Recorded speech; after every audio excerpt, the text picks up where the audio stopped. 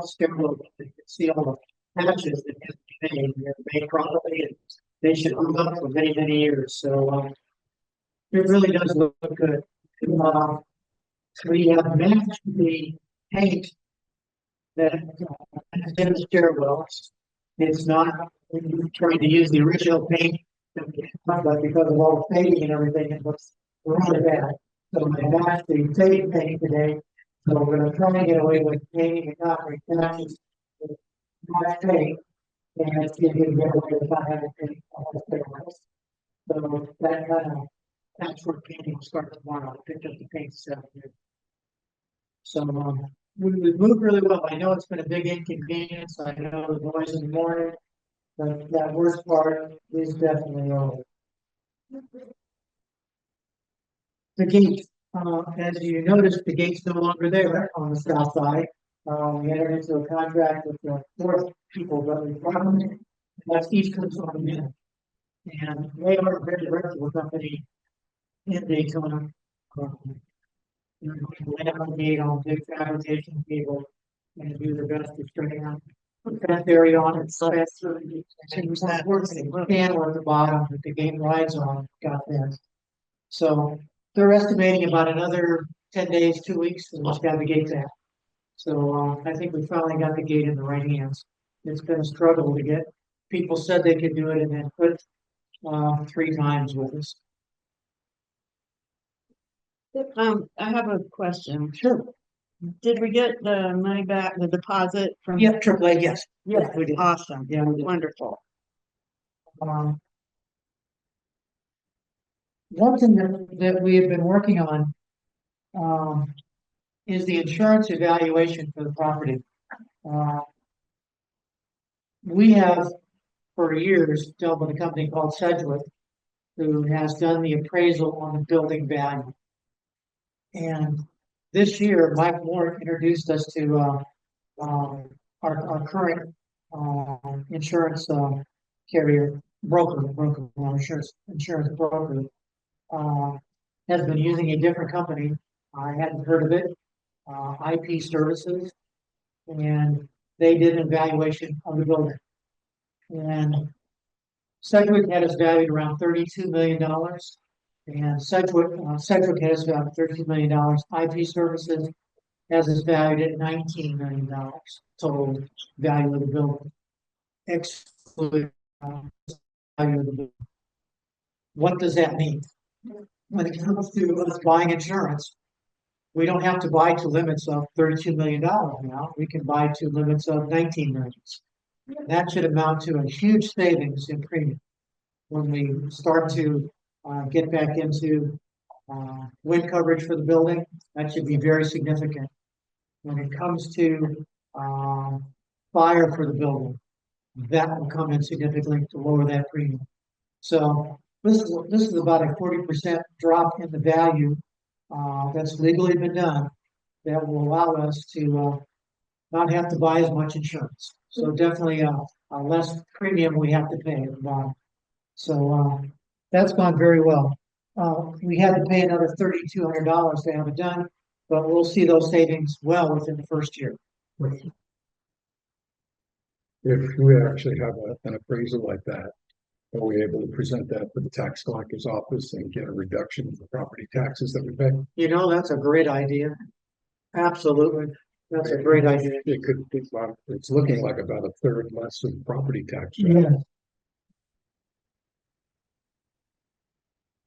Absolutely. That's a great idea.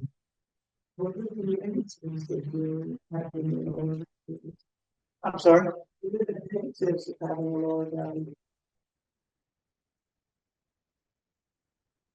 So I think It might be everybody pays attention to the registered value or whatever you call it, the property tax office's value. They look around at what's for sale and the values around you. yeah. The only negative that I see, and I really hadn't thought about it, but just thinking about it now, on worst case scenario, a Cat 5 comes through and levels this place. Very, very, very, very doubtful. But if it did, 19 million may not be enough to put us back. That would be a drawback. The chances of a Cat 5, and the risk and reward of premium versus what could happen, and a very small possibility. Those are things we'd have to weigh. But that'd be the only drawback that I potentially see would be. I need to think about it some more, but that's all I see right at the moment.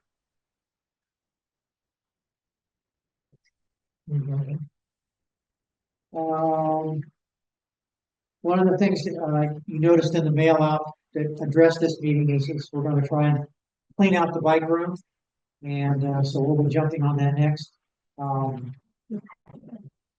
You've come, Amy's come up with a Here you go. can. How you doing, Joyce? You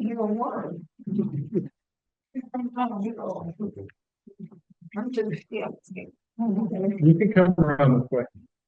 Joyce, I can move and come around. Mark.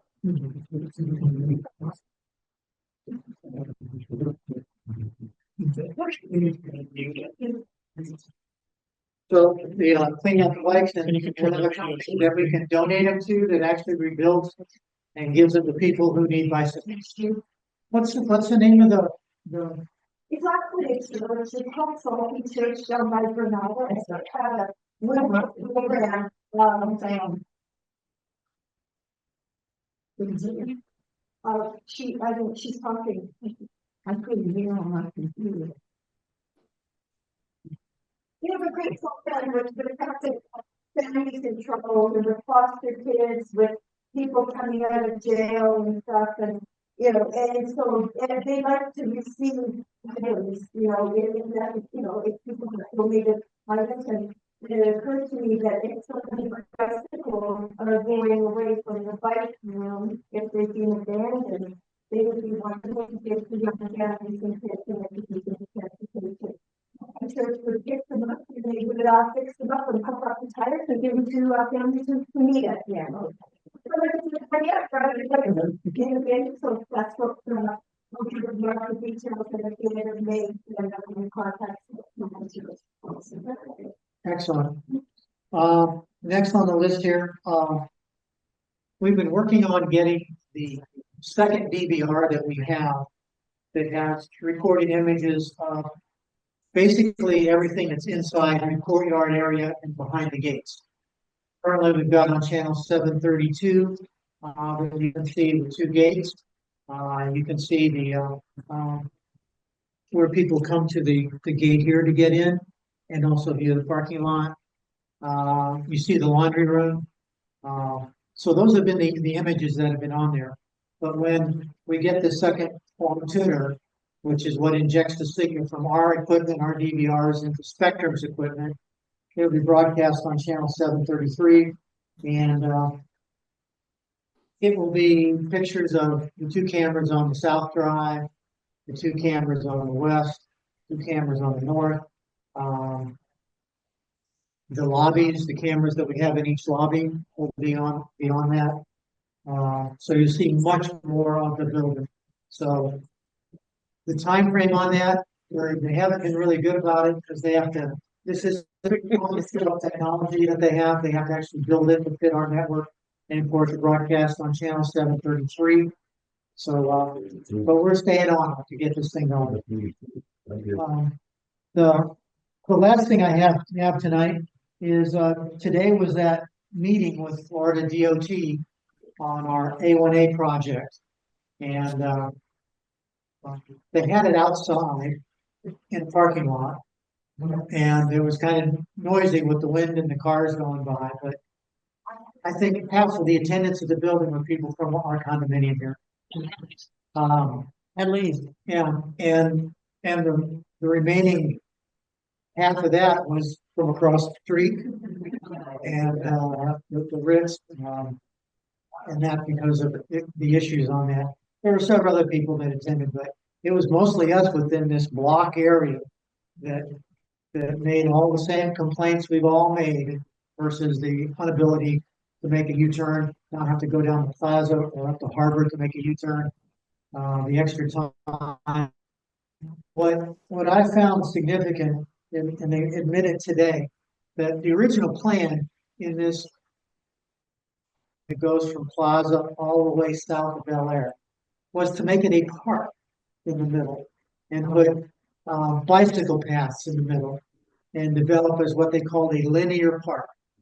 And when the city of Daytona Beach heard about it, they canceled it. They said, no, we're not going to have a linear park with people in the middle of two lanes of traffic going north and southbound. And so they abandoned that. So there's no longer going to be sidewalks. There's no longer be a bike path.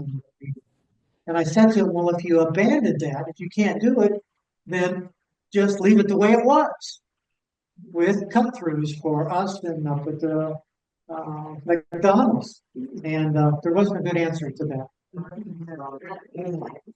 Yeah, but they are looking seriously at making a U-turn lane several hundred feet before you get to Plaza, where you can make a U-turn before the light. And they're thinking about the same thing before you get to Harvard to make a U-turn before the light. Have you ever been down in Port Orange at Lowe's? They have one of those U-turn lanes before the lights, and it really helps solve a lot of traffic issues. Come on, you're all right. You're all right. Sorry. So I think that's like that came out of this. Came from your husband and your thoughts with a letter to Stannis. I'm gonna let you talk about that. Okay. When we got home from the meeting, we researched who the Florida Department of Transportation reports to, and they report directly to the governor, Ron DeSantis. So I thought I could maybe write a letter to the governor and leave copies, in all of our lobbies and in all the lobbies up and down this strip to get some signatures and send it to him. And so this is what I wrote. To the attention of Ron DeSantis, governor, in quotes, we the people who live along North Atlantic Avenue, which is A1A, in Daytona Beach, need your attention to this dangerous matter. Recent construction projects on our street that were supposed to reduce speed and increase safety have had the opposite effect. Hundreds of voters live in condominiums here along both sides of the street. We had straight, wide lanes with turnarounds in two places along the quarter mile between stoplights. Pedestrians could easily cross over the wide grassy median there to get to the beach, and residents could easily drive to and from their homes from either the north or the south. It has all become a nightmare. The turnarounds have both been removed.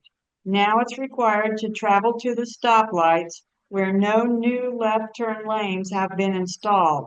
More danger. Traffic backs up. People are driving tensed for other cars, watching less than ever for pedestrians crossing. And pedestrians are angry and impatient that their only way to the beach is by a long detour. The wide straight lanes have been replaced by narrow curvy lanes supposed to slow traffic and increase safety. These curvy lanes are sharp, jagged curves that need complete attention from drivers, meaning less attention on potential pedestrians. And wide curves are now installed filled with grass in place of the driving lanes. What a waste of taxpayer monies. Safety is significantly reduced, not only for pedestrians and traffic, but for residents as well. Rescue vehicles also have to travel up and down to get to emergencies. Normal traffic levels have doubled as residents go up and down to get to the lights. Wheelchairs and walkers cannot cross over curbs and the wide grassy medians to get to the entrance to the beach. This is a disaster along a popular tourist destination. Your leadership and help is desperately needed. the FDOT has made a major mistake here. Please don't allow it to stand. Okay. All that, All right, so I'll get these out in lobbies all over the place, and then I'll come back in a week or two. You know, the local fire department, which I see coming down and making a U-turn going over to the towers and to a leaking over there. They can no longer do that, and they would have to wait in a turn lane. Have you gotten any kind of support from the police department or the fire department to support this? when this all started, last year, that was one of the first places I went to. And the answer was the same in both Ormond and Daytona Beach. They said, we don't have any pull with Florida DOT. We're at their mercy for what they do. We can lodge a complaint, but it never goes anywhere. So Deputy, they felt it just doesn't work. That's what a good highway, they made the ground so small that you can't put another highway back there. If it's so small now, they need to go away now. This goes.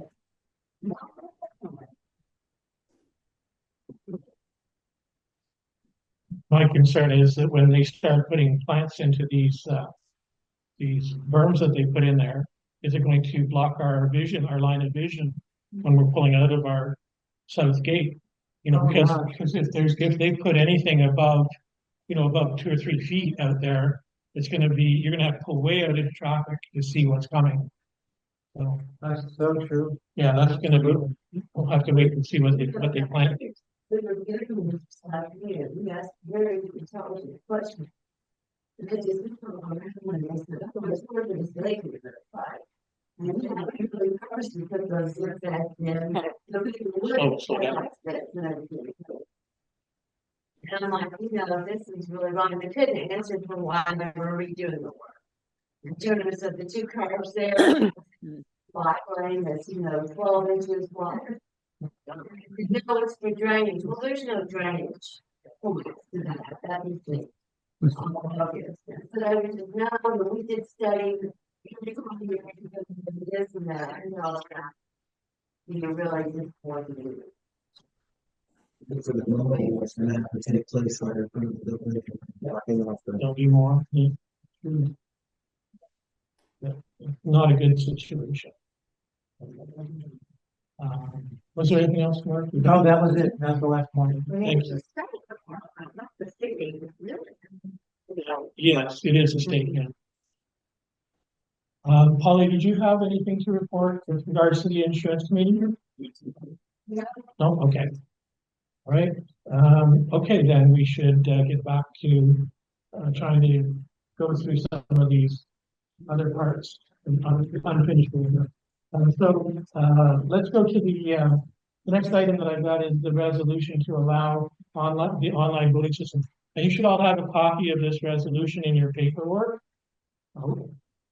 The reason why it's so long and involved is because this is a legal document. It has to conform to legal requirements with regards to privacy and the consent forms that we need to fill out. I do know we've already been in the past, we've been working on getting consent forms out to everybody and trying to make it easy for everybody to decide if they want to have the option to vote online. We have to go through this process. And if you look at the paperwork that I've included here, you'll notice that towards the end of it, you'll see the Florida statutes number 718.128. And that is the statute that governs this whole area of online voting for condominium. So to go over it, I know we've already talked about this in past meetings, but we're going to try and pass the actual motion now. So I just want to go through what it has on here as far as the resolution.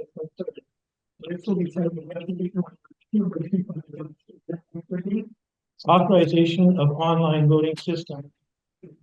Whereas the association aims to enhance the voting process by implementing an internet-based system. Whereas the association acknowledges the need to authenticate unit owners' identities and ensure the secrecy and integrity of each ballot. Whereas the association is committed to providing unit owners with the necessary tools and information to participate in online voting, now therefore be it resolved that the association hereby authorizes the use of an online voting system subject to the following conditions. 1, authentication. The online voting system must authenticate the unit owner's identity and the validity of each electronic vote to ensure that the vote is not altered in transit. 2, secrecy and integrity. For elections of the board, the system must ensure the secrecy and integrity of each ballot. 3, confirmation. The system must confirm at least 14 days before the voting deadline that the unit owner's electronic device can successfully communicate with the online voting system. 4, receipt. The system must transmit a receipt to each unit owner who casts an electronic vote. 5, separation of information. For elections of the Board of Administration, the system must permanently separate any authentication or identifying information from the electronic election ballot, rendering it impossible to tie an election ballot to a specific unit owner. 6, storage. The system must store and keep electronic votes accessible to election officials for recount, inspection, and review purposes. 7, quorum. A unit owner voting electronically shall be counted as being in attendance at the meeting for purposes of determining a quorum. Be it further resolved that unit owners will receive notice of the opportunity to vote through the online voting system, and reasonable procedures and deadlines will be established for unit owners to consent in writing to online voting and to opt out of online voting after giving consent. Be it further resolved that written notice of a meeting at which this resolution will be considered must be mailed, delivered, or electronically transmitted to unit owners and posted conspicuously on the condominium property or association property at least 14 days prior to the meeting. The voting system will be in addition to the voting system currently in use. It does not replace the current system, and all members will be allowed to vote by whichever means they prefer. Following that is the Florida statutes, which I'm not going to read through. Have a look at them. It all sounds very complicated, and it is very complicated. There are companies that specialize in handling these things for condominium associations. One company which I mentioned probably at the very first meeting that I was president of was a company called Gitquorum, and they specialize in handling all of this for the association. In other words, they handle all the mailing, they handle all the voting, they take care of everything that is involved with getting people registered in order to vote. So that's all part of their job. They also handle all the mailing out of ballots and proxies so that everybody gets the same thing. So that's something that we would definitely want to consider. But the first step is to make sure that we get a motion involved, the motion in place, voted on and passed, that actually allows us to take the first step, which is to investigate these companies that make this possible. I know that there's no way that, as a board, that we could possibly consider handling this much work and information ourselves. It would have to be outsourced. Make sense? What's the cost of all this? So typically the cost of having a company that would handle it all for us, which would include everything involved, which would include all the mailing, all of the authentication, all of the confirmation, all the receipts, is about $850 per year, per annum. Okay. Now, consider that how much we spend on mailing if we were to do this as a mail out. Let's say we went ahead with the members meeting and we had to mail out all of the paperwork that went along with these motions. Typically, a typical mailing into this number, to the 128 units, 129 units, would run somewhere around the $300 range. Yes. $400 range. So, in other words, basically, you're looking at about two elections or 2 members' votes, or a combination of both, would actually pay for itself by having somebody deal with it. Okay. So they're the ones basically that would get people voting. And when we do, if we want to make changes, I mean, this isn't just up to me. If we as a group want to make changes to the way the declaration of condominium is set up, or the bylaws, then it requires members' votes. So members' votes would mean that we would need somebody to basically get out all this information to all the members. Okay, makes sense? Questions? Is it worth it? Well, basically, if you do two meetings, and we're required to have two meetings that are members' meetings, the annual meeting and the budget meeting. And if we did nothing else but just those two meetings, you'd break even. Easy. So you do another meeting like for making changes to the docs, well, then you're ahead of the game.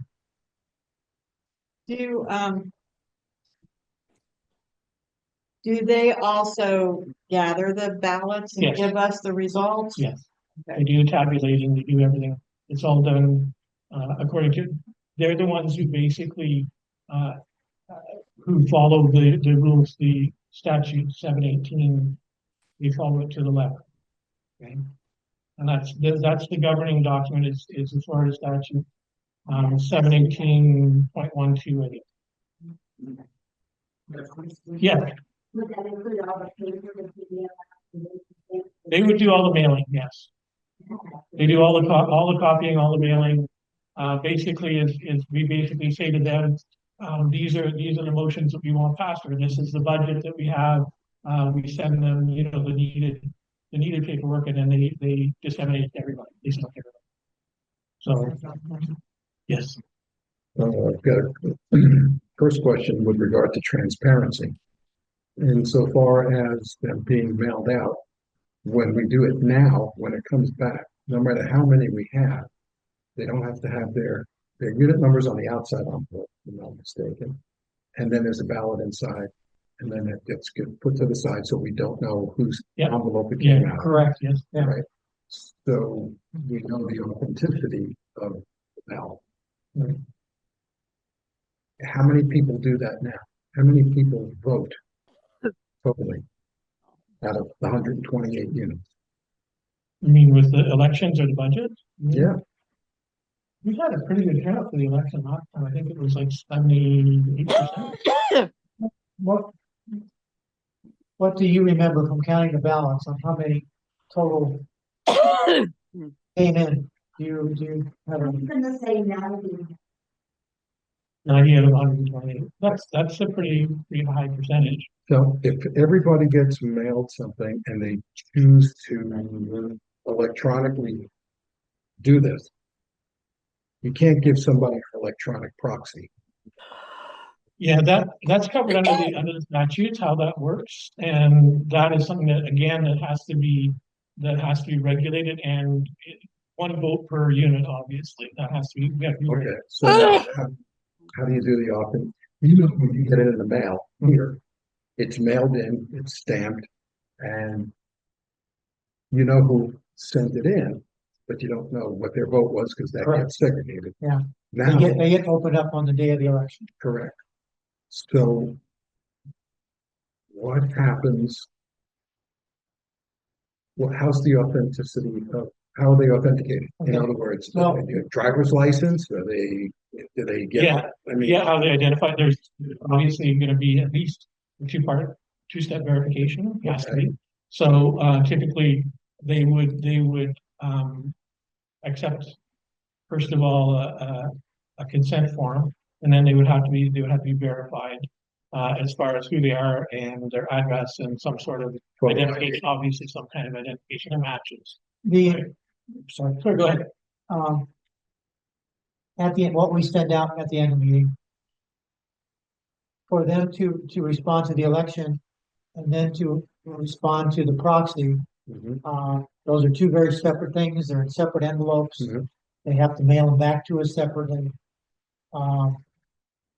And with the changes that have occurred, I mean, there's only one item left on that at the annual meetings, and that's if the owners want to roll over the money from the previous year into the next year to avoid paying taxes on it, Mhm. because now we're required to have an audit every other year. Right. So this is our skip year, 2025. No, last year was our skip year, 2024. The end of this year will be an audit for 2025, and then it alternates that per the statute. So we don't have to ask that question anymore.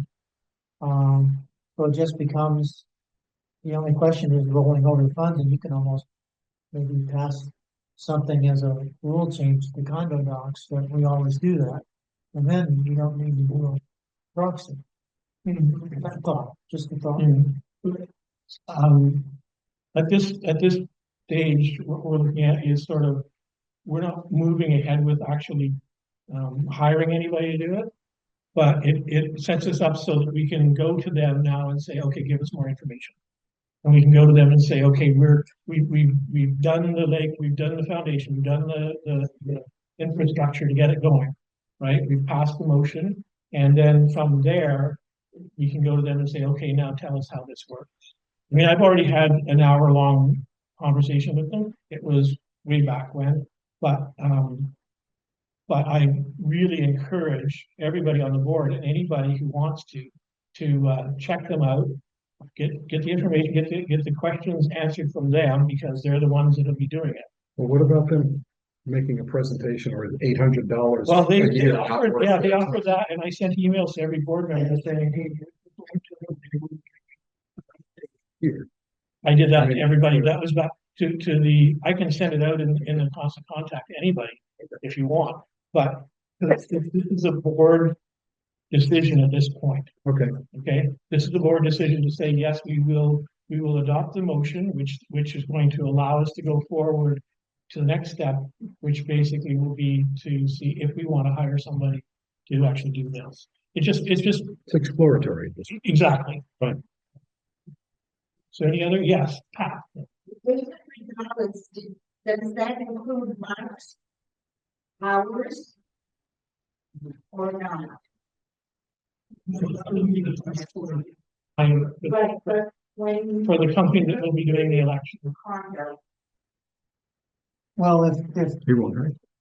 I think it's gonna be very little time on my part. I mean, I produced, Then 2 days. yeah, well, I was putting everything together and the envelopes and collating. They do all that. They do all that. They do all that. Yeah. Is that included in the $800? Yes, it is. Okay. How do you ensure sure that somebody doesn't vote by paper and then their spouse votes electronically? Because it's in the, we do have regulations in place already that there's only one voter allowed per unit, right? Right. You have to, either you or Wayne would register to be, you're the voting person for your unit. If we get a vote from me in this case, let's say for example, if I put a vote in, it's gonna be discounted because I'm not the voting rep for my unit. I'm his. She's. But if you're on. Well, they have to, they, You're gonna separate them, you're gonna separate them from the ballot. And so, say, you know, you're an ABC and you separate the ballot from the envelope. And I'm wondering, how will the paper tally join into the digital tally? To ensure that the. so it's like the hybrid version. So you're basically saying it's, so you'll have people voting in person plus online. Is that what you? Yeah. Okay. We'll have the option of voting on my paper or digitally. That's a good question. And that's something that I would definitely check with them before I would hire them and see exactly how that works. But they do offer hybrid voting. So it's not just, they're not just gonna do, they take care of everything as much. So if we vote in person, I'm not exactly sure how they do it, but they do offer hybrid voting. So in other words, if we vote in person and some of us vote online, some of us vote, they tabulate the in-person ones, put it together with the online ones, and make sure there's only one of each. I see. Right. Yeah, So yeah, it has to come together as one. Everybody has. But that's a very good question. It's something I would But you definitely ask. can't identify the online one by the unit number because Yeah. it's gotta be anonymous. No, it has to be identified. There has to be a way. They have to. Then you'll know what that person is. Sorry? In other words, if you do it by mail, the ballot itself is anonymous because it's an envelope from inside of another envelope that did have, and it gets separated into a separate pile. However, you're telling me that if you vote online, they will be able to tie your vote to your unit. And that would be total transparency of who voted for what. And that's not what the intention of the vote would be. Well, again, it's a good question, and I encourage you to check it out online and have a look at. I know I sent out invitations to everybody on the board to have a look at this place probably 3 months ago, 4 months ago. And yeah, there's definitely questions that we want to get answered before we take the step of hiring someone to do this. I can tell you that we're not the first place that has had, so obviously they are conforming to rules and regulations. They're not as small. So, you know, I assume that they've done this in the past and that they know how these things work. I don't. But I know that there is definitely I know that they follow the rules, the legislation to some degree. Get a form for anybody who wants to check it out. Yep, looks like it's GETQUORUN.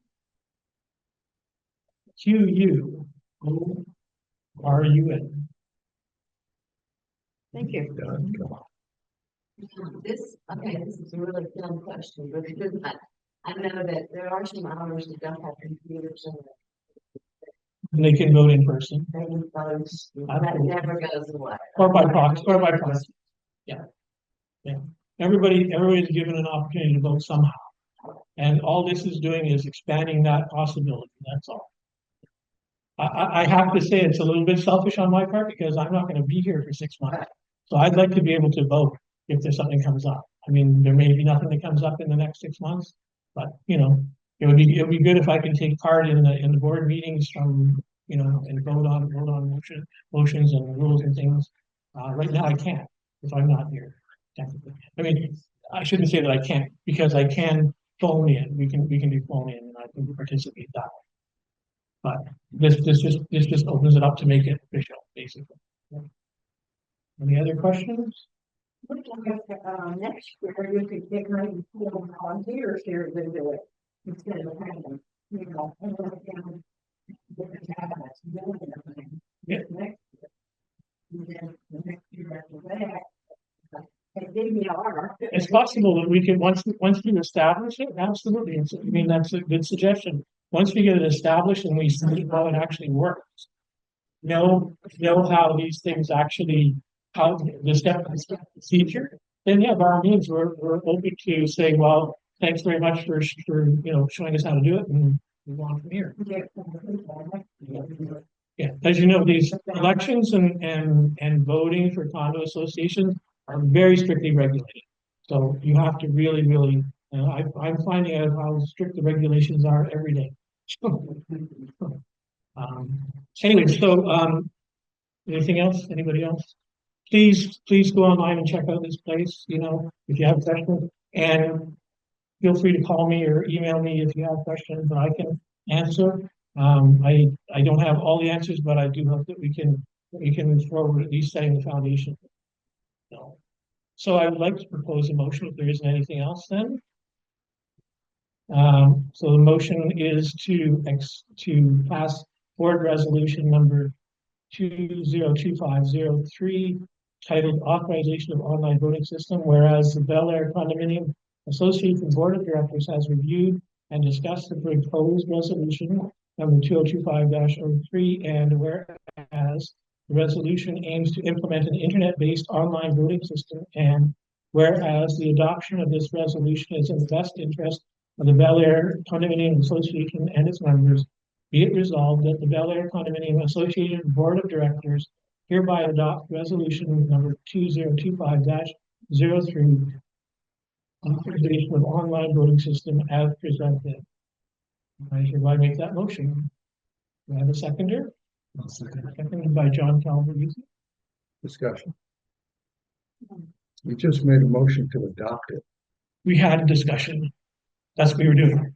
You did, well, you make a motion, it gets seconded, and then it gets, you could talk about it like we did, but you make a motion, you get a second, and then you discuss the actual motion. Your motion this motion is to adopt and bring these people, on.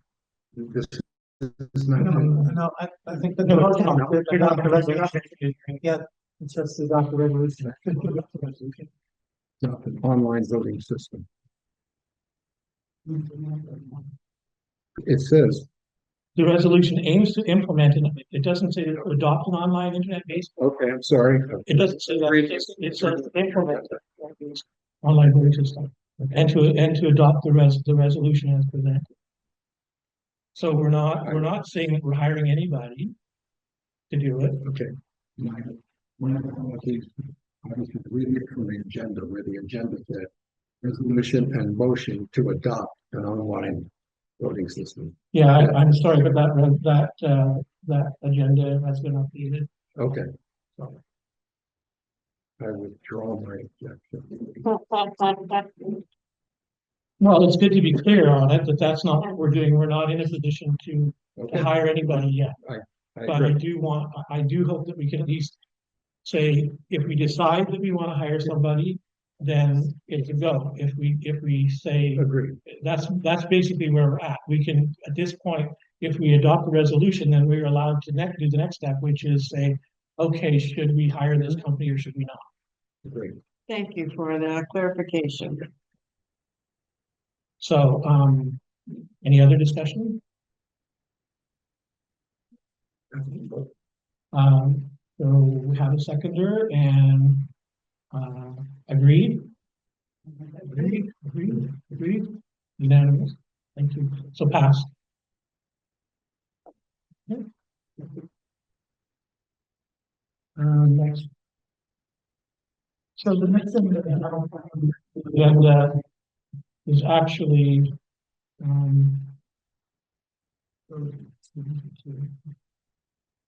there's actually a package of minutes, which we're going to vote on as a complete package.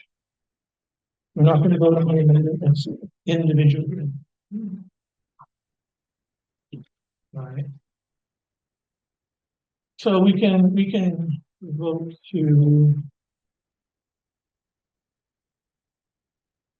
Right, so you'll see that there's a part of your package says motion to adopt amendments to the set of rules and regulations of BCA, Bellair Condominiums Association. Everybody have that in front of them? Motion to adopt amendments to the set of rules and regulations of BCA. First line, and it will be Amendment 1 decorum.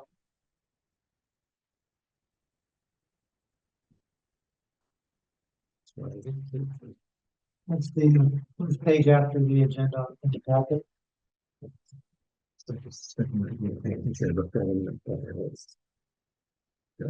Everybody there? Mhm. Anybody missing? Anybody? Okay, we'll try to stay awake through this. We're almost done, folks. All right, so this is a package which is going to, these again are going to be adopted to the rules and regulations. So these are all amendments which will be either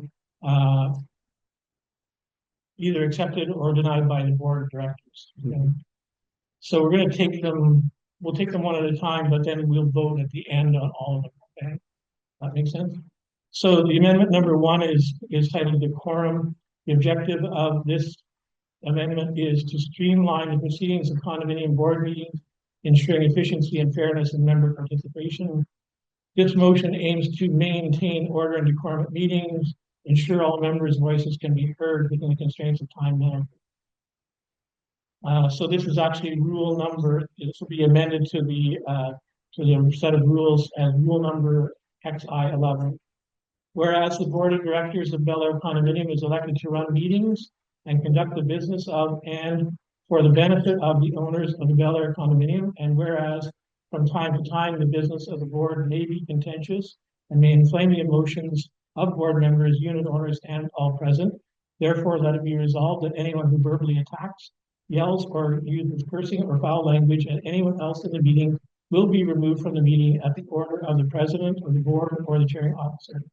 If the offending party repeats such behavior at a future meeting, they shall be prohibited from attending all future board and committee meetings for a period of 1 year from the date of the infraction. And whereas if anyone physically threatens, attacks, or in any way commits bodily harm to anyone before, during, or after board or committee meeting, they will be prevented from attending all future board and committee meetings indefinitely and will be subject to criminal prosecution. Such individual owners will be entitled to vote by proxy for all motions and elections requiring owner member votes. However, such individuals will be prohibited from holding office in absentia due to being banned from attendance at meetings, and the time limit for individual members to comment or discuss a topic when open to members by the chairperson will be 3 minutes maximum unless granted an extension by the chairperson. A timer will be visibly used by the meeting chairperson to enforce this limit. Speakers who exceed their time will courteously ask to conclude. Any member wishing to present new business at the board of directors meeting should sign up at least 21 days prior to the meeting date. This gives the secretary sufficient time to add the member's business to the agenda. The effective date of this rule will come into effect from May 16th, 2025, 30 days from today, following approval of the condo board. Communication. The rule will be communicated through all official channels, email, community bulletin, condo website, etc., to ensure all members are aware. There will be an annual assessment. The effectiveness of this rule will be reviewed annually or as needed based on feedback from members and the board. And so that we will wait till the end to put the motion in place for that one. Okay. In the meanwhile, before we actually do the motion, is there any questions on that particular one? That's pretty much what you had presented earlier with the addition of the 3-minute rule, basically. Yeah, I didn't. So that was, It's fine. these are all, just as a point of interest, all of these have been worded in accordance with our legal counsel. So we've used this while we're putting them all together. Amendment number 2, resident notices. This will be added to. So actually, this is an amendment to rule number 4D. Okay, so this is actually an amendment. So there's actually some changes to the wording of this rule, and we changing the rules and regulations. Whereas the current rule 4 IVD of Bellair Condominiums Association has been reviewed and found to require revision for better clarity and alignment with the community needs. Whereas the board of directors of the Bellair Condominiums Association has the authority to amend the rules and regulations governing the use of the condominium properties, be it resolved that Rule 4D of the Bellair Condominium Association is hereby revoked and replaced with the following wording. Actually, that revoked is not okay. So the Rule 4D will now read: resident notices / ads may be posted on the laundry room bulletin board. Resident notices / ads may be inserted into the south lobby area glass enclosed bulletin boards by contacting the property manager. Residents should limit the size to 4 by 6 inches and must, which is a new word, include the date of the posting and the name and unit number of the poster, which are new words on each notice. This date will be, this amendment shall take effect on May 16, 2025 for today's date upon acceptance by the board. Amendment number 3, this will be added to the rules and regulations as rule number 12. All bicycles in the, rule number 12, bicycles. All bicycles in the storage room attached to the laundry room must be registered with the manager's office by May 16, 2025. If a bicycle is found to be inoperable or without a registration tag after midnight on May 16, 2025, it will be removed for disposal by the management. If you will be away for any extended period, please consider storing your bicycle in your unit until you return. If for any reason you will not be able to comply with this directive, please let Mark know as soon as possible. Please see Mark Applegate in the office to obtain a bicycle permit before May 16th, 2025.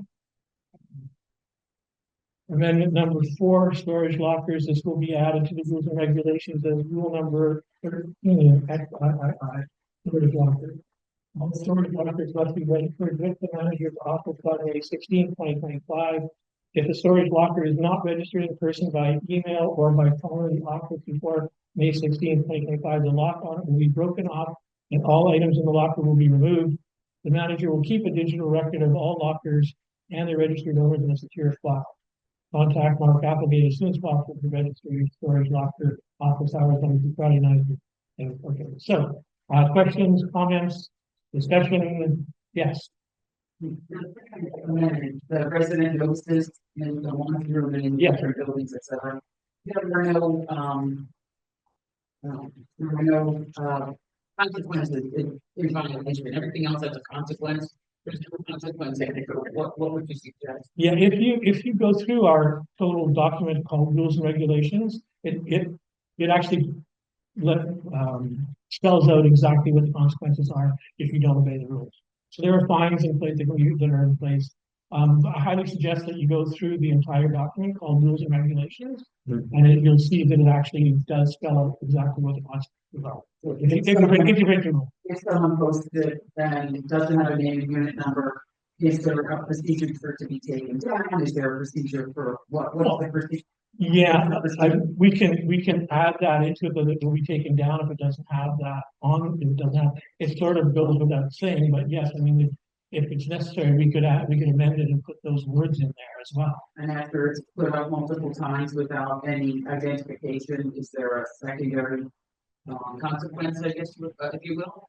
What happens, I mean, you were very clear on the others. If it happens once, this happens. If it happens more than once, something else happens. If it happens over and over, you're banned from the meeting, et cetera. In this case, if it happens over and over again, what happens? Okay,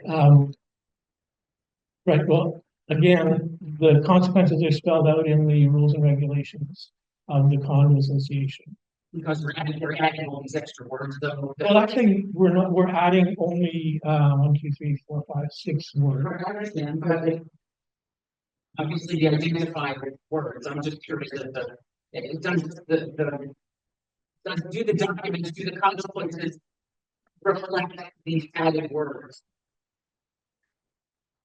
Do the consequences reflect the added? Right. In other words, Yeah, the consequences for breaking the rules are general for all the rules. So the rule. Just give me a second, I'll look up the document. I remember being on a road committee previously, we specified certain things with regards to parking. There was a specific fine for that, and there was a certain amount of fine that was able to be levied on different infractions. For which, For instance, the parking. actually not in the rules, no, parking is part of the declaration of condominiums. Parking is not in the rules and regulations. Parking spaces are not in the, we've got garages in the rules and regulations, but they're governed by according to Holly. She said that's part of the declaration, parking spaces. We spent a long. I'm just going by what it's. Okay, I'm not disputing what she told me, it's exactly right. Somebody wanna pick one and I'll pick the other, we'll find it. I just want to know who to thank for advertising my business. It's been We need to charge for space on the laundry bulletin board for the advertising. I need to thank somebody for my new clients. You have the rule to do. Yeah, this is the old rules, this is new, you know, you can find it faster than me, you're welcome to. Can I just ask, is it possible that, then are you asking that if anybody sees a notice on laundry room that does not have a name and. no identifier. Yeah, no identifier, that anybody can just take it down? I'm not sure what is the process. I think we need to be clear, because okay, or just take it down, or. If I was selling Girl Scout cookies for my granddaughter and I wanted to post that anybody wants to buy Girl Scout cookies, I would put my name Absolutely. and number because I want people to come and ask me. Yeah, So anything that goes up on the board should, right, yeah, no, I agree with that. So if there are some things that do not have a name And then identify the unit number, then I guess we, is the way to keep our own. Is the hallmark, mark will take. Take a bit. Simple as that. Something without an identity, it's usually, Somebody's supposed to be under camera who's putting up this, stuff without an enterprise, right? We found Mr. Shooter 3 times doing it. We can do this.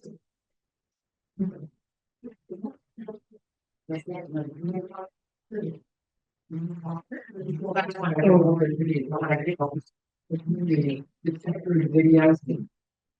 Yeah. You know, that's why I will be transmitted to the offender, no?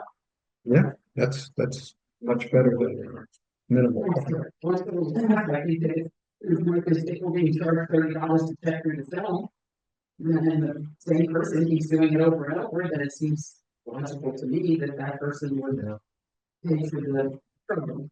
That is the fee that Kevin charges for going through the video. That's correct. Actually, it's per event. Per not event. per hour.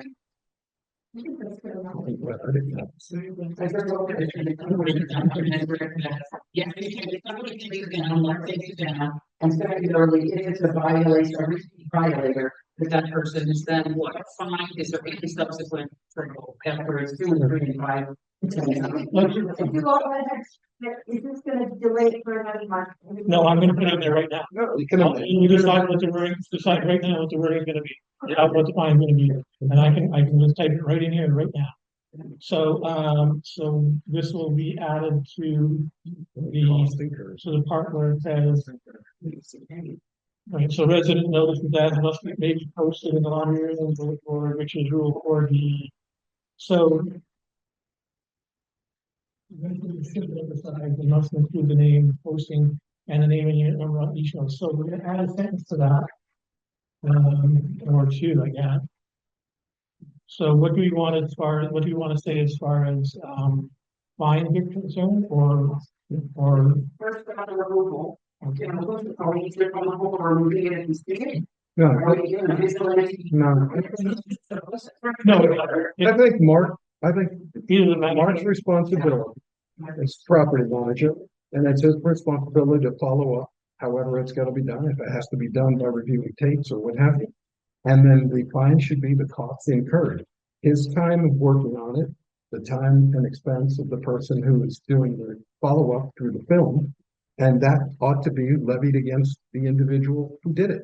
And if it's a repeat offender, if it's recidivism, and they do it a second and third time, maybe there's a maximum, I don't know what the maximum allowable fine for something like that is. You're expecting time something more. Then a third and 10th time, you can't go more. It's anybody who wants to promote anything is gonna put your name on it. You wanna promote, Back up for a second, guys. Okay, so I've got, the next sentence will be, if the rule is not followed, management is tasked with removing the offending post. Okay, that good? Okay, Yeah. so what do we want to do next as far as the fines are concerned? Or the number of offenses? by the way, I don't even want you to have to say offending post. Just removing the post, the post was improperly put up, that doesn't mean it was an offensive post.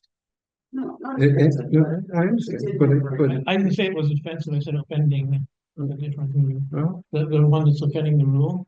Mhm.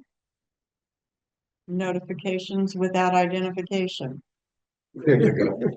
notices without identification. That's right, the bulletin board's just so big, we have limited space. Should be at Okay, a so if the premium. rule is not followed, the management is tasked with removing the post. Okay, and so next, what did we want to add in there?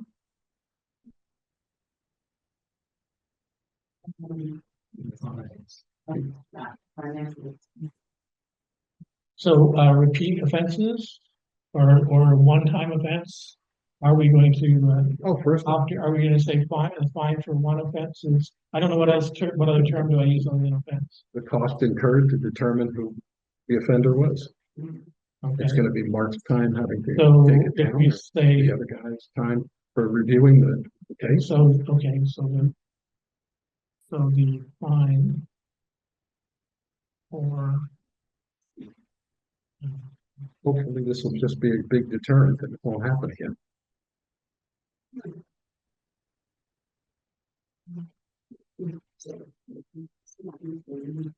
But there isn't gonna have to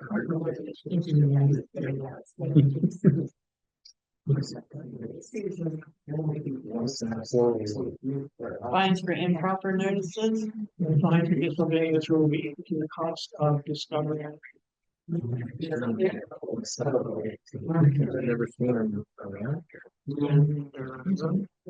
It's gonna be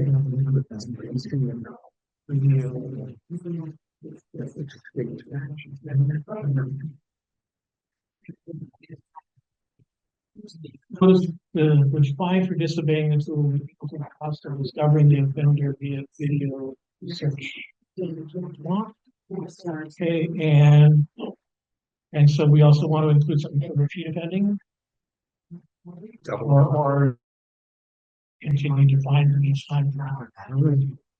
Double the fine. Double the fine for each subsequent offense. It's like that one for penny, 4 penny, million penny. That's right.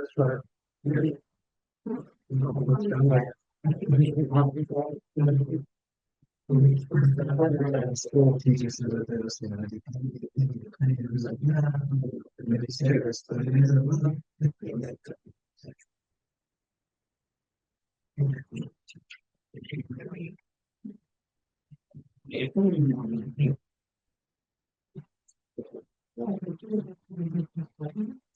Okay, anything else? Okay, you want me to, okay.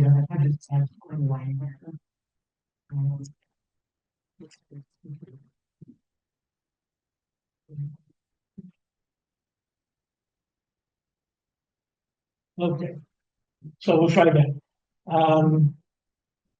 Sort by continues must include the date of the posting and the name and unit number of the poster on each notice. If the rule is not followed, if this rule is not followed,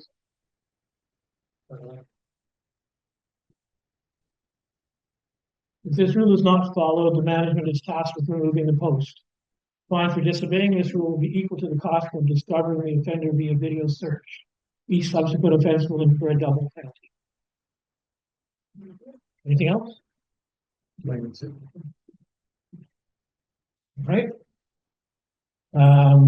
Was there, so are we going to, can we address any of the other, yes, Paul? Amendment 3 and amendment 4. Because of agricultural.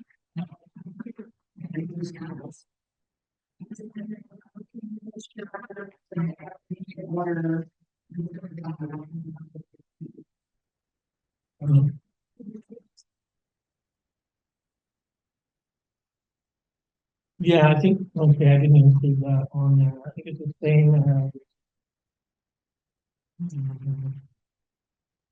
Would it be acceptable to post it in the elevator like we do? Yeah, that's, Public posting? yeah, it would be, yeah, the same as what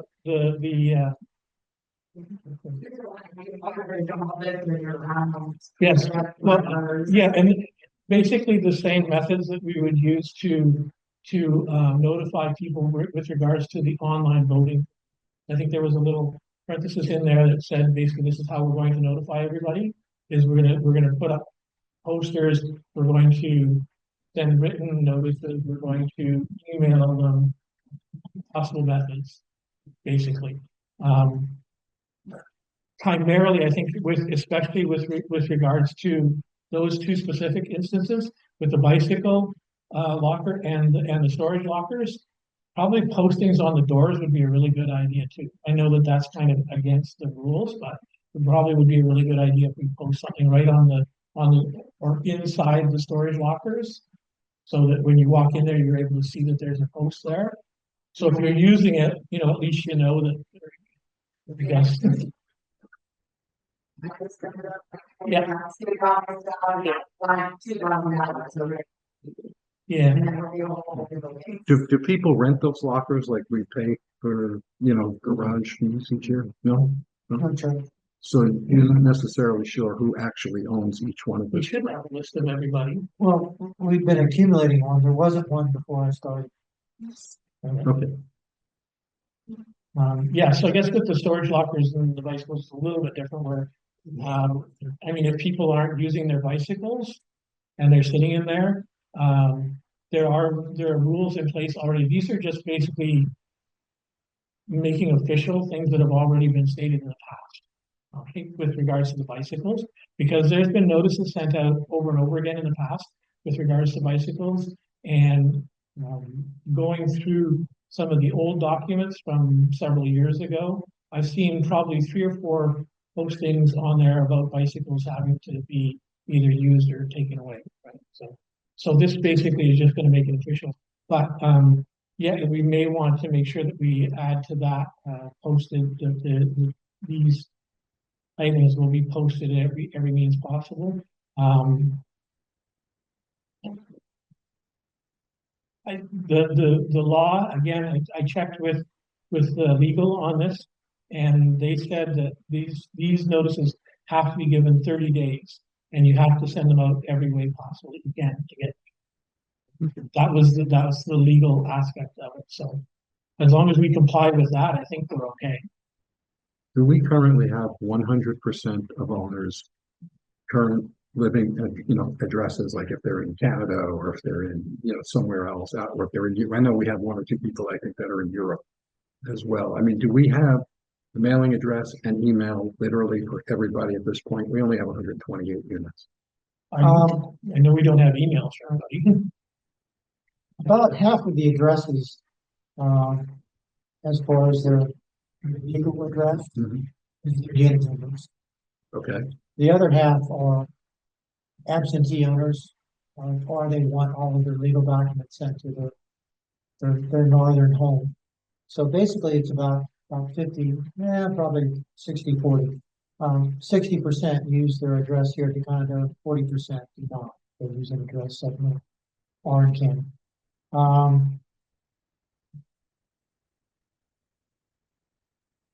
As far as emails are concerned, the list has grown dramatically since we've done these mail outs and asked for them. What are we up to, like 50, 60? As far as the allowing notifications? Yeah. Well, we got yeah. 2 lists of emails. One is what I started, which was an unofficial list just for information.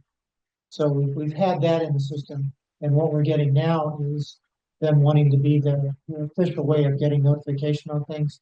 And that list is about 40, 45. Yeah, there's, fewer with the. Yeah. But I've got like 65 email addresses. but you do have some sort of contact for every single Yes. person. We have phone numbers, we have,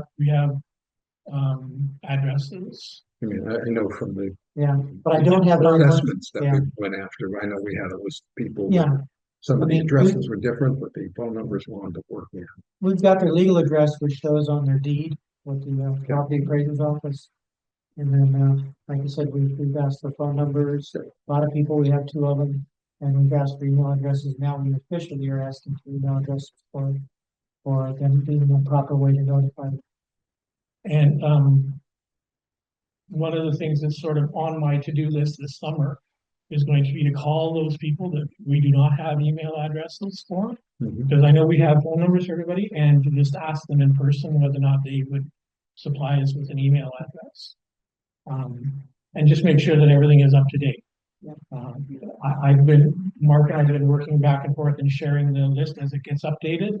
And so that's something that we'll continue to do, is make sure that we're, and of course, anybody who wants the list, it's welcome, you're welcome to it. So I just want to add to that, to those 2, the caveat that the notice will be sent out by all possible means. And we'll do our best to comply legally with what's required. Maybe it's not going to work for me. Okay. Okay, so I just want to add one sentence to both of these last 2 rules. This notice will be sent out by all possible means and will be posted on the bicycle door, and on the last one will be posted in the storage locker areas, but they have those as well. Okay. Yes. when the last mail out was with the members meeting, Yeah. that was included. Yes. Except the deadline was then in April, so people, Yes. everybody would have gotten a heads up. Yeah. And if they were concerned, they probably would have talked about it, Everybody who's on the email list would have already gotten all this package. and then the paper mail. Whether or not they looked at it or not, well, there's according to Constant Contact, there's about a 79% view on what we send out typically. So, you know, if we're sending out to, I think it's somewhere, we're sending out to somewhere around 80 contacts every time that I post it. I also am posting, I hope most of you are aware that we have a website in progress, and all of these things are posted on the website as well. So we're getting it out there every possible way that we can, as far as making sure that, you know, that people get a chance to see it. Some people, of course, are not going to see it. I'm hoping that if people have a bicycle in there that they don't want disposed of, that they're at least conscientious enough to sort of be involved with what's happening in the building. If they've left the bicycle in there and they don't care whether or not, you know, they're not in touch with anybody in here, then it should be disposed of. The bicycle room is another one of those areas where there's no space left in there for anybody. So it's got to be dealt with. And I think the storage locker as well. I mean, that's an issue where there may be people looking for places to store things, and they can't because all the storage lockers are used up by a certain percentage of people that just aren't using them at all. So those are just areas that need to be addressed. And I'm hoping that this will address it. But we will take care to make sure we are within our legal bounds as far as passing maybe. Okay, absolutely. And I think we all saw the email from Holly with regards to the corrections that had to be made. And so all the corrections I made, unfortunately, Holly didn't get back to me. She's off now, so she didn't get back to me to confirm that they're all okay, but I was very careful to follow everything that she suggested. Okay. Any other discussion on any of these? Nice work. Yeah, very nice. Okay, so then I would like to propose to present a motion to adopt the amendment to the set of rules and regulations of Bellair Condominiums Association as read. We have a seconder. Second. A second, and any further discussions? All in favor? Yeah. Unanimous, passed. Thank you. And so that's that part.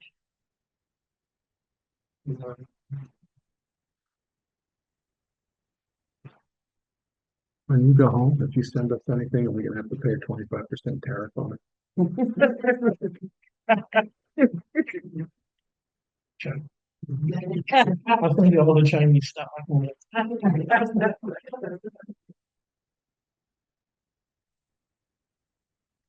Okay.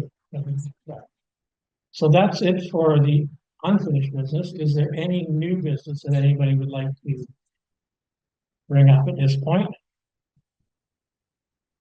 I would like to. I would like Mark to follow up on the issue with regard to the property tax, if we got a reduction. Yeah, I got another. Whatever process you have to go through to get the accounting. And you know that the current value of the property is not what the market value, the market value is always more. Oh, yeah, And they say, well, listen, it still should be proportional. yeah, absolutely.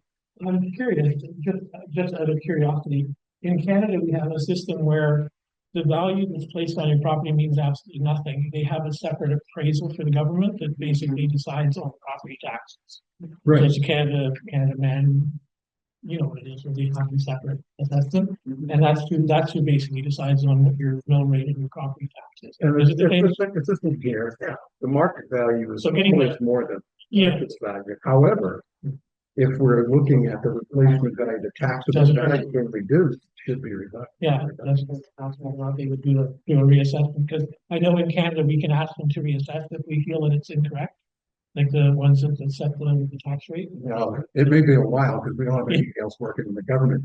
It may take some time. It might. Yes. Did anybody send you anything about suggestions for parking? Parking, yes, we're gonna work on that some more. I did discuss it again with, we had some legal issues as far as the parking is concerned. It's kind of a gray area because the parking issues are included in both the rules and regulations and in the declaration of condominium. So what happens is the declaration of condominium is basically the governing document. It's the one that sets the rules. And according to Holly, our counsel, what happens is that this other stuff in the rules and regulations can only be bound by the declaration of condominium. So that's what we have to deal with, is get the parking space. And the garages aren't mentioned per se in the declaration of condominium, but they are referred to as parking spaces. Right? So the parking spaces basically in the declaration of condominium includes all the garages plus all the parking spots. Okay, and that's the problem, is it's gonna, to do one, you have to do them all, right? So you can't take it piece by piece and say, well, we want to change this part of it. We have to change the entire thing. So that's the limited common elements. And if you want to check and see what we've tabled, I know you didn't get a copy of the ones that are tabled, but if you want to check and see, and you do have access to a computer, they're all online. Okay, so you can either go to the new website, which is bellaircondos.org, or you can simply email me and I will send you a link to the where the tabled motions are, because they will be brought up again once we get the voting procedure in place. Right, that's what we got to do first. So we kind of put the cart before the horse by doing the motions first, and then the voting procedure. That's why it was important today to get the voting procedure done. Starting to make a little bit of sense. I have a question, I'm totally different, regarding our wind insurance appraisal. And so is that all the information that we need to,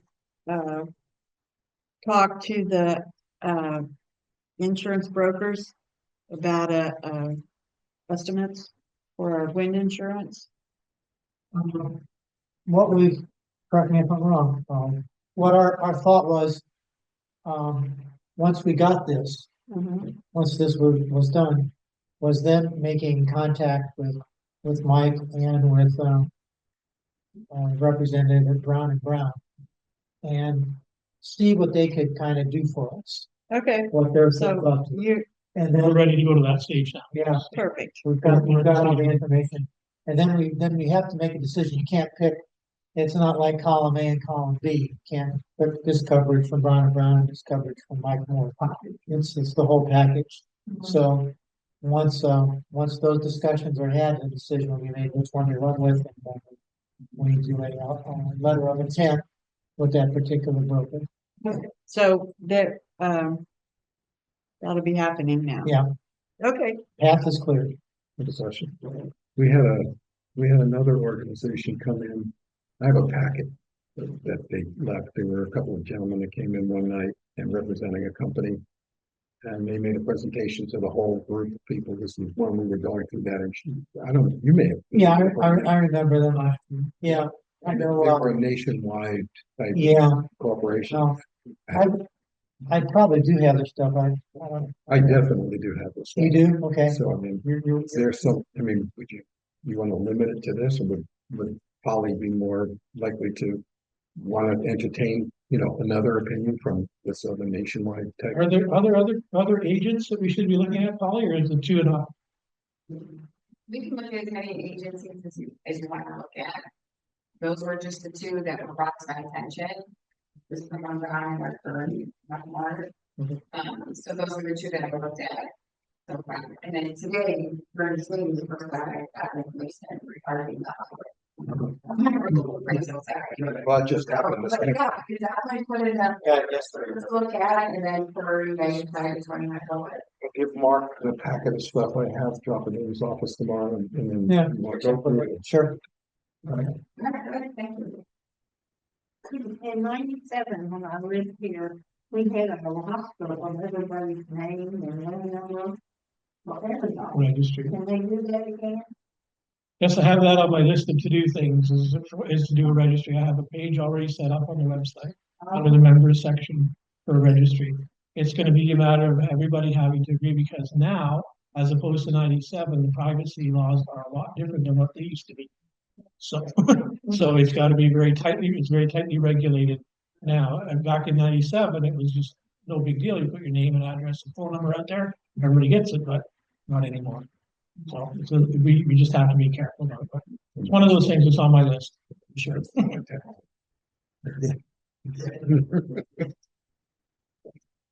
Any other new business or information that anybody wants? Let me ask you a question. My name is John Stoddard, 314, I'm looking at your, past due assessments, that these people live here, they have the privilege of living here. Is there a way, I'm saying the lien, you could cancel their slot, okay, bring the secured gates as a punishment? I mean, they're living here, not paying the assessments, I pay the assessments, and they can have 30 or 50 years that's in here. But it's still paying the assessment, there's no way to function that way with the law. I don't know if we can do that. I mean, technically, it's easy to do. I mean, it's a few keystrokes and I can just program a file. But as far as legally being able to do that, or is it proper, I don't know. I'll have to look. Where we stand at the moment, I didn't mention it earlier, but we've had 6 people who have made 0 contribution to the roof. And 2 weeks ago, a letter on Cobb Coal Stationery went out to them saying that they got 2 weeks to pay, and if it's not paid in 2 weeks, we'll start with an intent to lien, and the cost incurred for that intent to lien will be borne by the property owner, not by the association.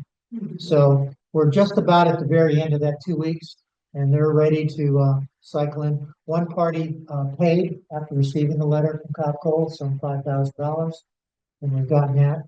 So that list of 6 is down to 5. One of those 5 is Unit 409 that is under foreclosure.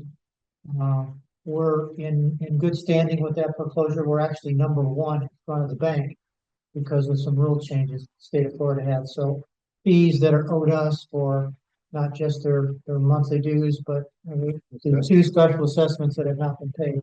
We come first before the bank, and we're already on position for that to happen.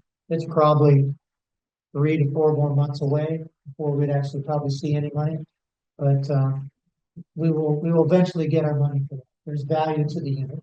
Actually, with the lien, that would be 10 years down the road before it's over, let's say, Well, well, I don't know the exact details on that. They say normally it's a process. It takes about 6 months from us, not the foreclosure, but from us filing a lien and going down that route.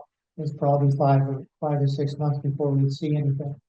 But I think the letter that Sydney put together was very good and alerted them to the fact that if they don't pay, that they're going to be subject to, I think it was $350 an hour or something like that, legal fees.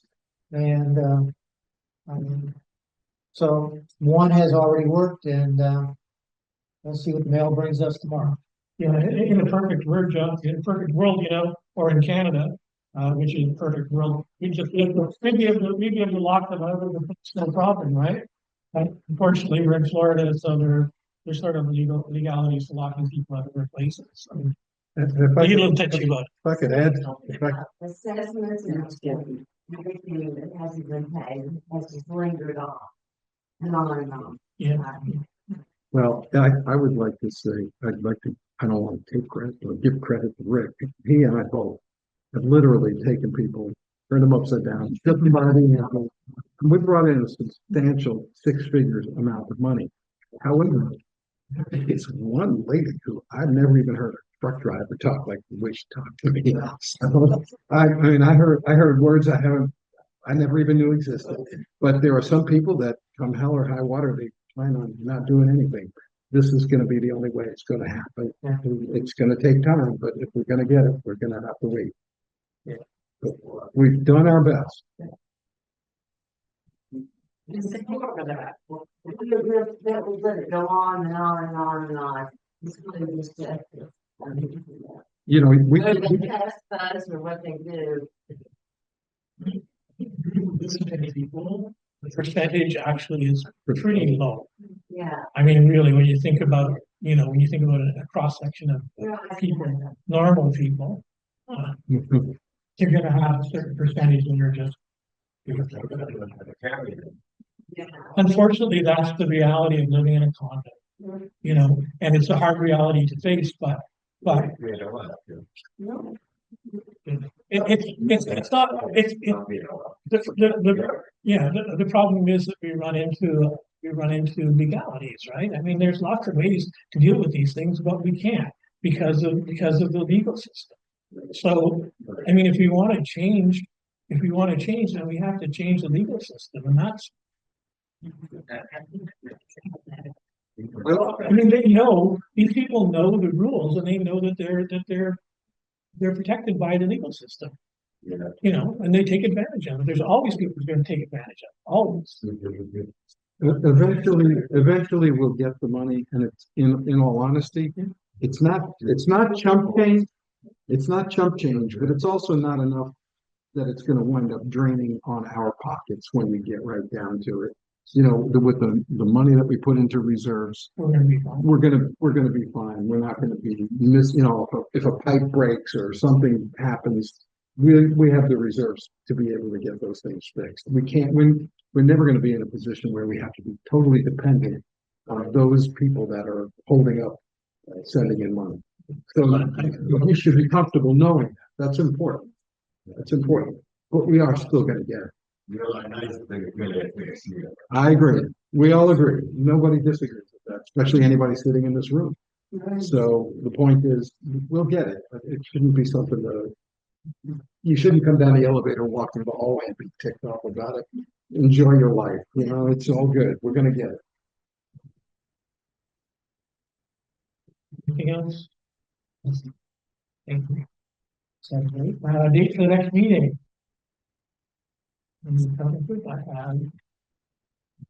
So, if we stick with the Wednesdays, I don't know if that, I kind of thought last time the Wednesdays were a good idea, because if we have to have 48 hours of notice of meeting, that gives us a Monday at least to get the meetings out there. Yep. So I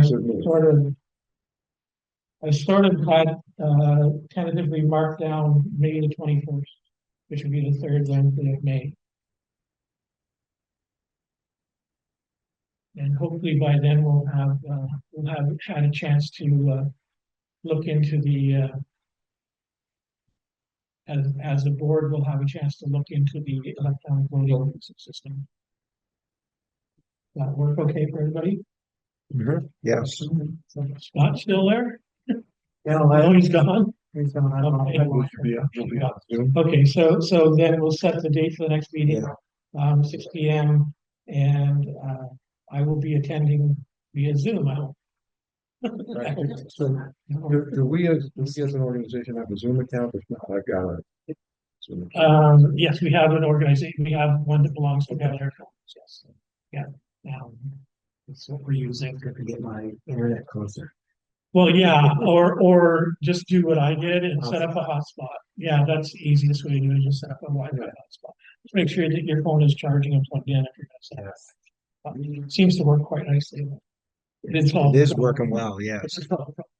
Those little boxes, I am just for the first time, everything in my place is all wired, not cable, it's Wi-Fi. What, I just got those little boxes from. the repeaters? No, these Zoom, what is the little thing? Oh, they're repeaters. They're little, Would that work if we brought one of them down in here? Probably not. They're Oh, more okay. gadget. Okay. I mean, unless it's a really, really high-end one, No. and it has like two parts to it. The one from. I use one in Canada, which is a really high-end one for getting out way out to the field, and it works. You were talking to Spectrum about, because of your situation and with Cat5 not coax. Right. They sent me 2 boxes. They're still in the box. I haven't had a chance to open them up yet. I just was thinking that one of those might be good to look up in here if it was possible. I think we've got a router and modem, and we can use it here to set up for meetings. That's what I actually made a note about, is if somebody can just actually bring their router and their modem here, plug it in, then you've got your Wi-Fi. Is there cable here? You need cable with it? Yeah, Oh, if it's a cable modem, yes, you would. well, so we could, probably could. There's cable, I guess, outside that window. Yeah, but I think probably for the amount of times that we use it, my Wi-Fi has stopped. I can't use it for that. Anyways, so we're just gonna make a motion to official then, and make a motion to adjourn. All in favor? Second, we are adjourned. Good meeting. Good meeting. Meetings are very short. And then, just working fine.